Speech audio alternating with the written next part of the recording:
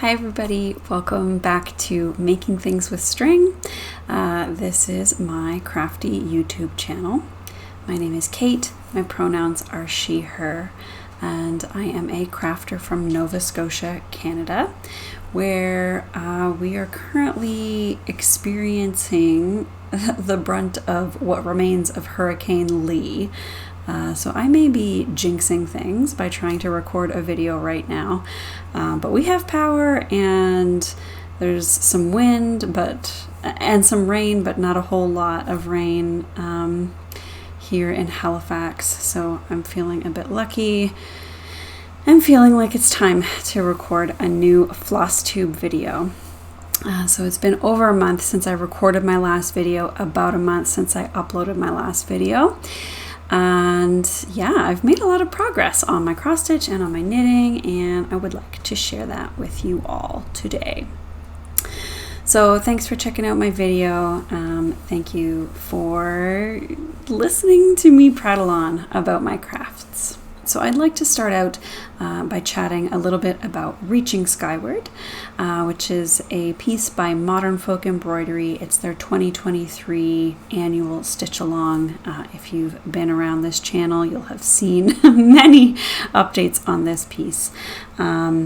But yes, I have continued stitching on Reaching Skyward through August and in the first couple weeks of September here as well. So I'll give you a look at how that's coming. I have completed the August and September portions of the Reaching Skyward stitch along, and this is what it looks like. So I can't remember if I've said this or not. This is a Modern Folk Embroidery piece. I'm stitching it on a 20 count Ada porcelain Ada by Roxy Floss Co. And I'm using two Roxy flosses to stitch this as well. I'm using the Wiz, that's the sort of greeny teal, and I'm using brass tacks. That is the brassy color. And yes, this piece is coming along just as amazingly as ever. I love stitching on this. Can't wait for it to be done. Can't believe how much I've already done. So some things to note about this piece. It is a pattern that has a bunch of varying options in the pattern. So there's sort of two different versions of a whole bunch of different things in the pattern you can choose. So for example, these deer could be swans, and so I've made certain choices, not necessarily all the same throughout the piece. You might also notice that the center tree medallion in my piece is a little bit different than what shows up on the pattern. Jacob released an alternate trees pattern for this piece where there's sort of 4 different trees. I chose one of the alternate trees for my piece. Yeah, so I continue stitching on this. It works out nicely here in September because it is a sampler, so it fits the sampler September hashtag that is common in September. Last year, you may remember, I started another Modern Folk Embroidery piece in September, that Quaker Sister sampler, which I finished since then. And so yeah, happy to work a little bit more on a Modern Folk Embroidery sampler during this September. So after this, I only have 3 more sections, 3 more months of Reaching Skyward, and then we will be done at the end of 2023. So that's super exciting. And yeah, I mean, I'm kind of amazed / really glad / proud that I have kind of kept up with that stitch along throughout this year. It's been really fun, and again, I just absolutely love the piece. Here's another sort of evidence of my super love of trees, and so yeah, the theming of that Reaching Skyward tree focus piece is really speaks to me specifically, so I've been loving that a lot. All right, so I finished that Reaching Skyward September section quite early in the month, I think on like the 13th or the 14th of September. And so I've got a lot of time left in September to continue working on a Sampler September piece. And so my focus for the rest of September for Sampler September is going to be Ragnarok by Long Dog Samplers. And so that's sort of an existing whip that I had. And I've been able to work on it a little bit so far this month, so I'll give you a look at how far I've gotten while I discuss a little bit more about this piece. So hopefully you can see quite a bit of progress since the last time that I showed this on my last video. As a reminder / maybe even for the first time, I'll mention this. So I usually don't quite know exactly what this fabric is. In my notes, it says that it's a 28 count DMC tea-dyed even weave, which doesn't seem right to me exactly because this is very linen-like and very not even weave. But I do think it's either a 25 or 28 count. Pretty coarse natural linen. It's, to be honest, not my favorite fabric that I've ever worked on. In fact, it might be my least favorite, but I love the way that this piece is looking. It's super tiny stitches, 1/1 on this 28 count fabric. I am using a variegated DMC floss, number 115, to stitch this. And yeah, I'm really loving this. So again, doing this for Sampler September stitching. I kind of wanted to start this one last year for Sampler September, but I wasn't able to like get the proper materials to stitch it in time for that. But then, and even now, I sort of question sometimes whether this even counts as a sampler, quote unquote. So you can let me know down below whether you agree that this is a sampler. It's designed by Long Dog Samplers. So can you just say that all of Long Dog Samplers patterns are samplers?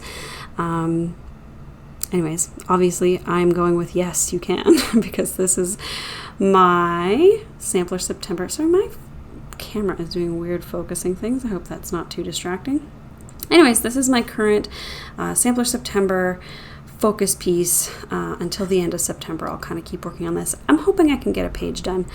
You can see I've stitched some pretty exciting things lately. I've stitched 2 cute little birds, part of an oak leaf, a little unicorn rocking horse. And yeah, just I'm really loving this piece. It's coming together really well. So the next piece that I'd like to update you on is Ophelia by Mirabilia. This is a piece that I worked on at the end of August after I finished my August portion of Reaching Skyward. And I am just still absolutely loving working on this piece. Here's where I've gotten to. This is just a beautiful pattern. I've talked about it before. I feel like it's sort of luxurious. I actually got to start working with the silks. There's some mostly DMC threads in this pattern, but there's a little bit of Karen water lilies as well.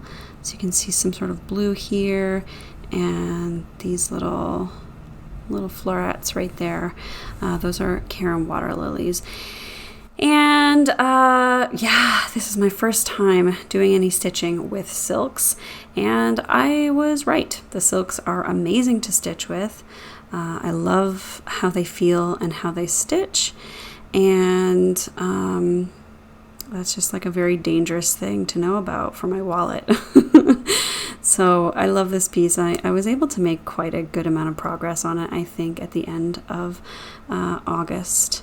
So this is, yeah, beautiful. Still quite a lot left to do, but it is coming together slowly but surely.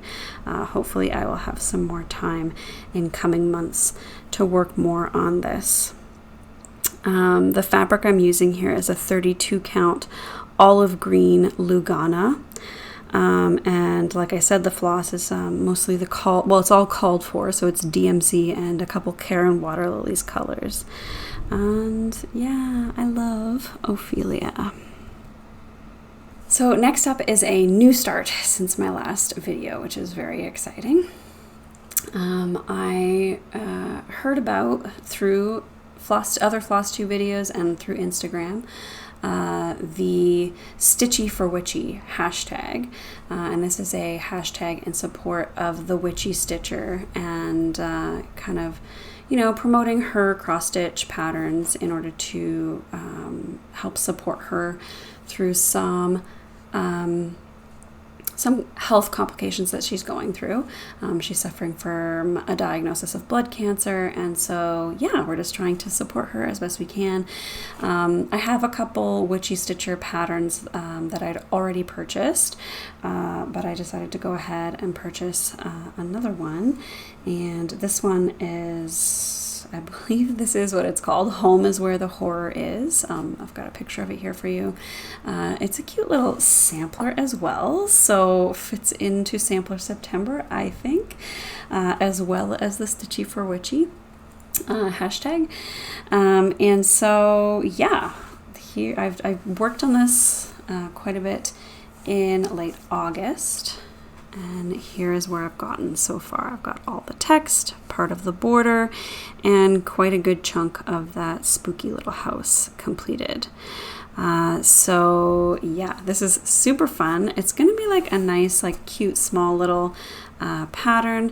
So I don't think it will take too long to actually complete. I'm hoping to have this finished before Christmas. So I am stitching this on a piece of 32 count pearl gray Lugana. This is another just little scrap of fabric that I got from the Stitch Bug in Moncton, New Brunswick. They've got some really great bins of fabric scraps that you can sort through. So you can see there's sort of a weird little cut here. But yeah, so this is some pearl gray 32 count Lugana, which I said this in my last video, Lugana is my current like fave for fabric stitching because it's a nice even weave and it's a little more nice looking than Ada, although I have absolutely nothing against Ada either. Like stitch on Ada quite a lot. Right, so yeah, making some good progress on Home is Where the Horror Is, and I do think in addition to Ragnarok, I'll continue to focus on this piece during September for Sampler September. And then I also saw on Instagram, I believe on October 1st, they're having like a Witchy Stitcher Stitch Day. So maybe I'll work on this on October 1st if I'm not done by then. So cute. Love this. I'm a huge horror fan, and I have a couple friends that I like to watch horror movies with as well. A couple friends who have, you know, annual horror movie marathons around Halloween time. And so, yeah, I just think that this is a really super cute piece, and I am enjoying stitching it quite a lot. All right, so now I would like to do a bit of a whip go update for you. So last video I showed you a start that I had made on this Jingle Ball Baubles ornament evergreen. Evergreen is a pattern by Summer House Stitchworks, and like I said, it's from the Jingle Ball Baubles book from 2022. I have finished that ornament, and here it is. So it's super cute. The fabric is a Lugana, a 32 count Lugana, I do believe. Again, like my last video, I kind of lost the tag for this little scrap of Lugana, so I'm not sure exactly what the colorway is called, but it's got a bit of a sort of pink hue to it, which I don't think really shows up very well on camera, but this is it. This is the finished piece. So that's great. That's sort of 2 more blocks off my WIPGO board because this one had been called twice already. So it's going to make a cute little ornament. It was super fun to stitch. I used DMC thread, but not all of the called for threads. So I did use DMC 732, which was called for, but the pinks I didn't have. So I used DMC 760 and 221 instead of whatever was called for. And that is my evergreen ornament. So cute. So the next WIPGO update that I have is I started and finished Tree Lot A.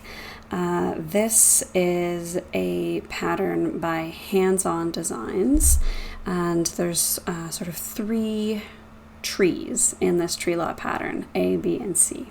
And so yeah, I completed Tree Lot A, which had been called twice in WIPGO so far. So here is what Tree Lot A looks like.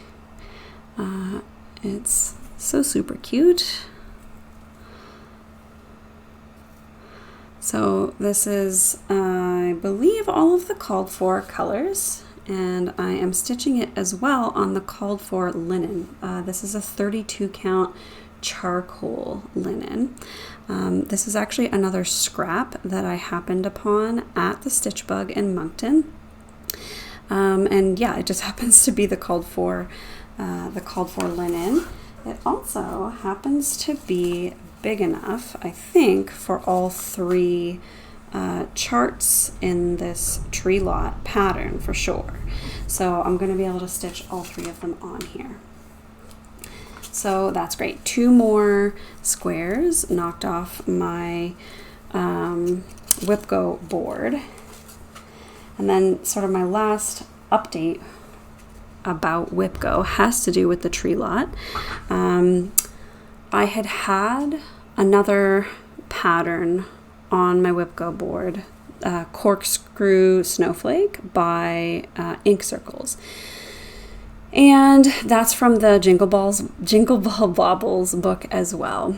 And so I've really been wanting to stitch an Ink Circles pattern because I really like them, which is why I decided to put that ornament on my WIPGO board.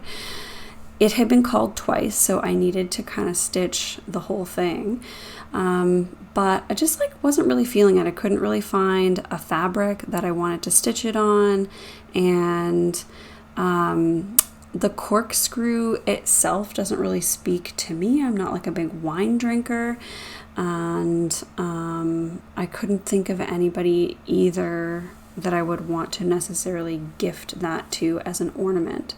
So after some long thought and sort of contemplation about why I hadn't started it yet, even though I really would like to stitch an Ink Circles pattern, I just decided that I don't want to stitch that pattern, at least not right now. And so WIPGO is your board, your rules. So I replaced that pattern, which represents 2 squares on my WIPGO board, with Tree Lot C from that trio of tree lot patterns from Hands-On Design. So before this, only trees A and B were on my WIPGO board, but I thought that one was really fun. It stitched up really quickly, so I thought I'll do all 3 of them. And so yeah, so I'm going to be starting up, I think, Tree Lot C next, because that's what replaced the Corkscrew Snowflake, which was called twice. And so C is where I should go next, I guess. So that'll be sort of on my list of things to do here in September, is complete another one of those tree lots. I have also, however, finished another Jingle Ball Bauble, and in the process knocking out 2 more squares off of my WIPGO board. So this piece is called Jingle All the Way by Heartstring Samplery. And yes, like I said, it's from the Jingle Ball Baubles book. I stitched it a little differently than what is called for in that book. So here is mine. So the biggest difference you may be able to tell is that this is not on a beautiful striking red fabric. This is just a 32 count natural Belfast linen by Zweigart, which is what I had, but I changed the colors. So first of all, the pattern calls for Weeks Dye Works. I don't have very many Weeks Dye Works threads, and so I swapped those out for some DMC threads, and I also had to change some of the colors a little bit. So the red text was black, or sort of a dark color in the original pattern. I changed it to red. And yeah, this will be a cute little round ornament for somebody's Christmas tree. So that is pretty much it for my cross-stitching progress over the past month and a bit since my last video. Pretty proud of what I've gotten done, and kind of excited about, finishing up the rest of September, doing some more sampler September work, seeing how far I can get on Ragnarok, and trying to complete that Tree Lot C ornament. For my whip go, I think that's kind of it for my plans for September. The last thing that I want to talk about crafting wise is some knitting. I've got some exciting knitting. Since my last video, I cast on a new garment. It is a sort of sleeveless cropped sweater or top called Lapis. Lapis is designed by Yamagata. It's a pattern that I found on Ravelry. So hopefully you're seeing a picture of what that will look like. And hopefully this already looks kind of like that photo. So I have almost entirely knit this since my last video. That's the front. That's the back. The sleeves are done. They've been finished with just a couple little rows. I still need to finish off the neck and tie in the ends and block it. But this is Lapis. So really looking forward to finishing this up. I have knit this with some stranded dye works yarn that I purchased a while ago, maybe last year. The deep navy blue is Deep Feelings, and the contrasting color here is called Industrial Kingfisher. The majority of this is just straight knitting. But there's also a little bit of lace work here at the bottom. So it'll show up a lot nicer once it's been blocked. But here's a close-up look at that. Another interesting thing about this sweater is that it was knit from the bottom up, but you start with this contrasting colorway and the lace pattern. And then you do a provisional cast on using like a crochet method. And then you come back and knit the ribbing down once you finish the rest of the sweater. And that involves doing like a bunch of short row magic in between each of these little peaks to make it so that those peaks show up, but the edge of the sweater is still straight. It's not something I've ever done before, and it's really cool, and yeah, it turned out well. It was really fun. One thing that I'll point out about this sweater, the vast majority of the body was knit with one skein of Deep Feelings, and I think it's showing up really well. You can see right about here is where I ran out on the front of that skein. and I switched to another skein of Deep Feelings, which to me looked to be very similar in color to the one that I had been knitting with, but it's obviously a bit different. This is something that happens a lot with hand-dyed yarns, and I knew about it before I started knitting this sweater, and I thought about it as I was sort of nearing the end of this skein. The way that you can avoid this harsh line is when you're nearing the end of the first skein, you can start alternating between rows using that skein and rows using the next skein that you're going to use, and it kind of makes it blend a little bit better. I chose not to do that, and I am living with it. But I thought I would point it out. It's a really great sort of demonstration of what can happen when you don't alternate skeins in that way when you're knitting with hand-dyed yarn. And yeah, again, it's something that I knew might happen. I considered trying to mitigate it, decided not to, and now there's like this line on my sweater, and that's just the way it is. But I still love this sweater. It's gonna be cozy. I'm really liking, this is sort of the second short sleeve cropped-ish top that I've knit.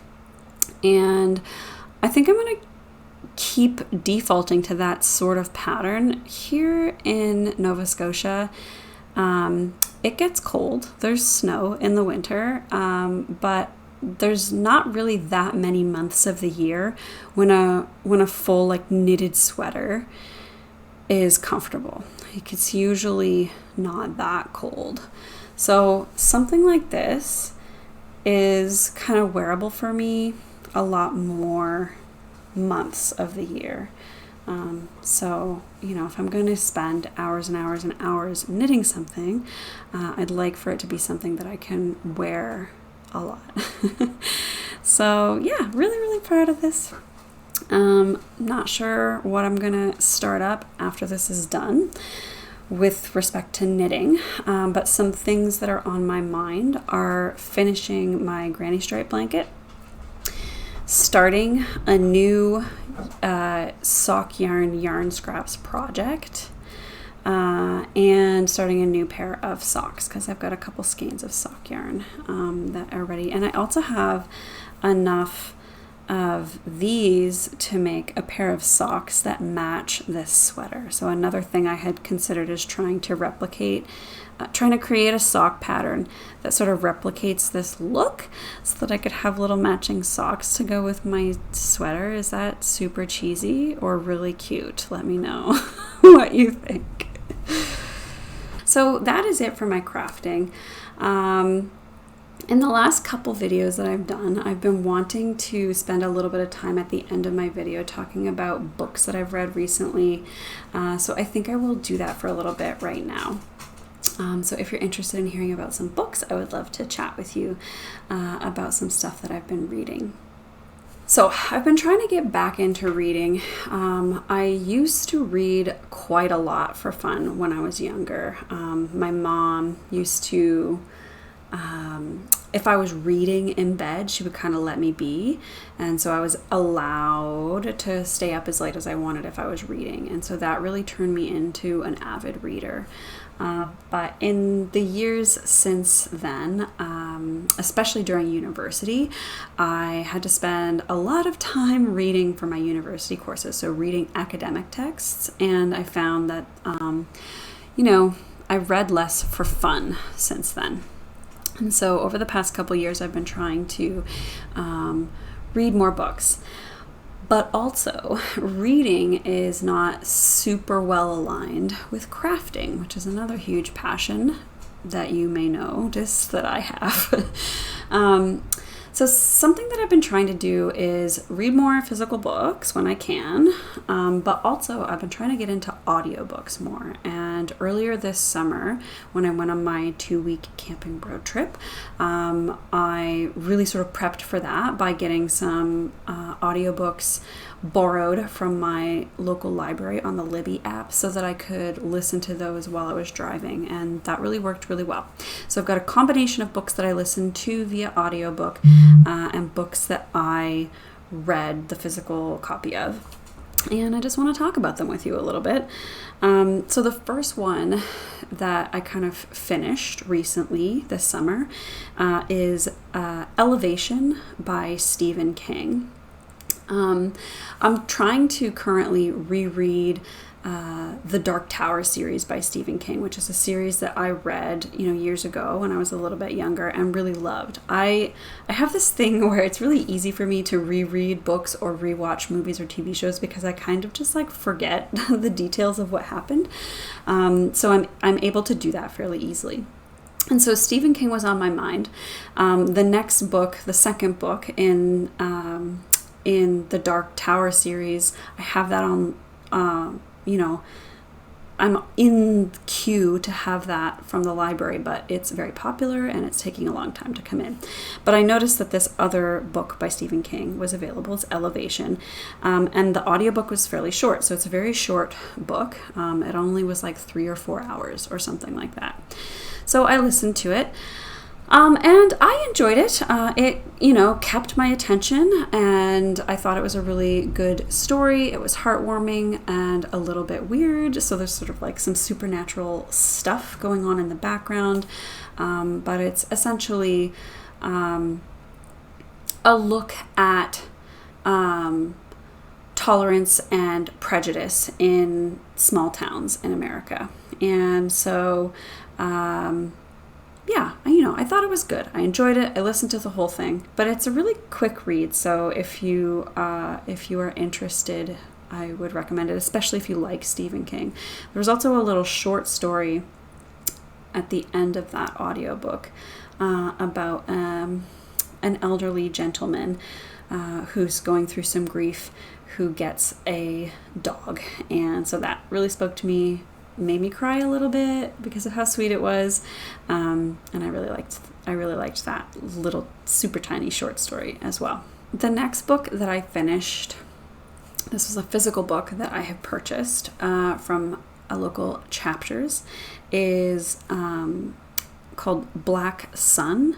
This is by Rebecca Roanhorse, and this is the first book in the Between Earth and Sky trilogy. So the second book of that trilogy is currently out. The third book, I don't believe, is out yet. I really enjoyed this book quite a lot. I found it really engaging, really interesting. The interesting thing about it, it's sort of like a fantasy novel, but Rebecca Roanhorse is an Indigenous American woman, and so this fantasy world is based heavily on some sort of pre-colonial Indigenous North American cultures and traditions, and so it feels quite distinct from other fantasy genres that you might have read. So it's not that sort of same old orcs and goblins and elves situation, right? It's unique, and it's also very complex, politically.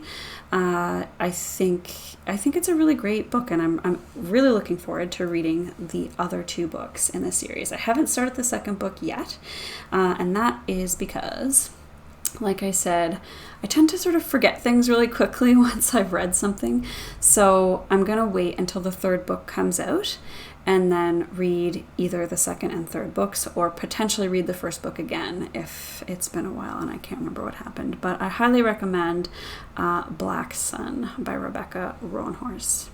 Next up is another physical book that I took with me on my vacation. I finished reading that book on my trip. It was Leviathan Wakes by James S.A. Corey. This is this is the first book in the Expanse series by James S.A. Corey, and I have read this book before, and I've read, I believe, the first 7 books of this series. It's a 9-book series, so it's mammoth, but these are just excellent books.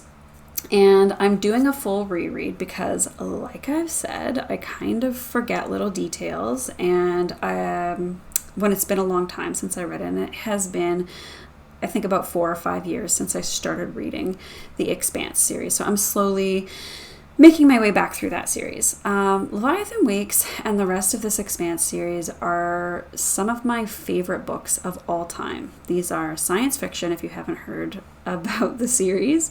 They're science fiction or space opera, I guess, is a more accurate classification.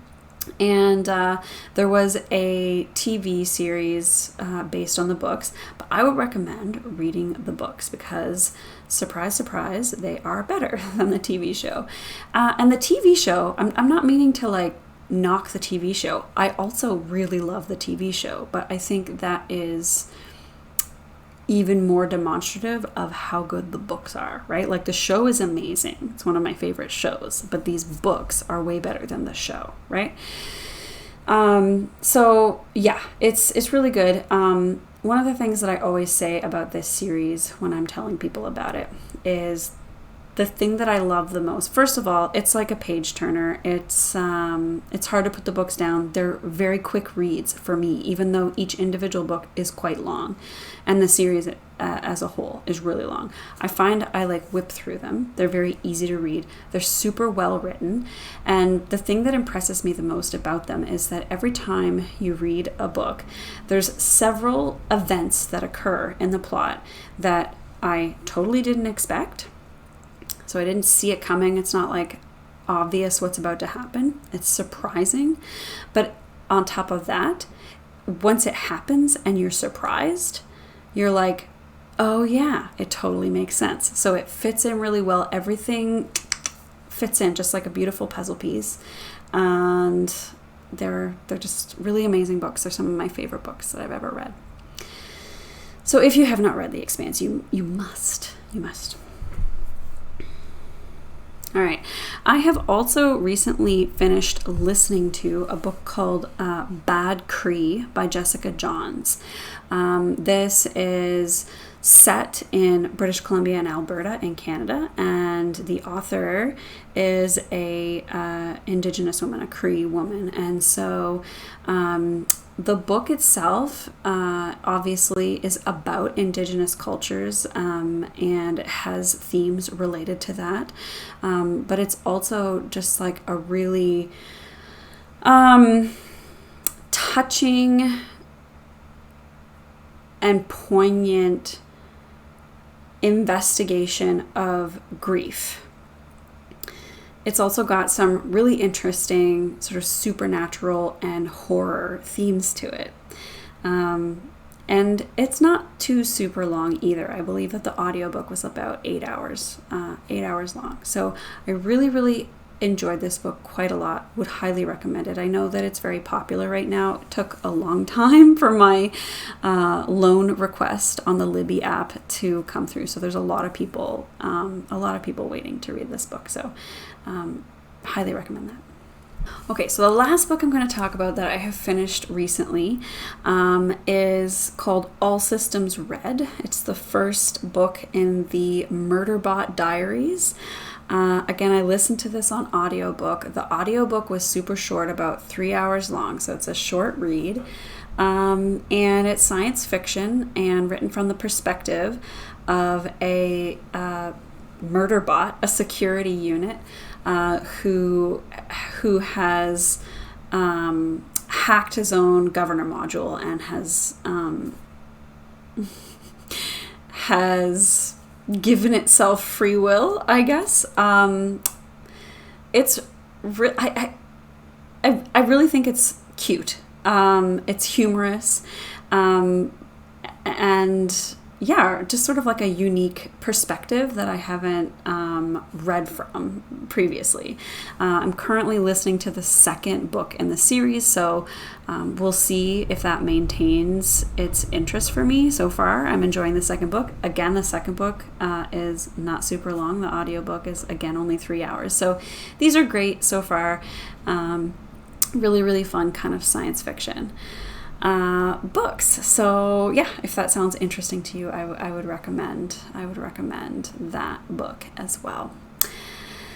So I think that's where I'm going to end it today. Hopefully I'll have some more books to tell you about in my upcoming videos. I'll kind of tack that onto the end. And yeah, thank you so much for hanging out and spending some time with me. Please feel free to leave a comment below. Let me know what you're reading, what you're working on. Let me know how your fall is shaping up. And with that, I will see you in the next one. Bye.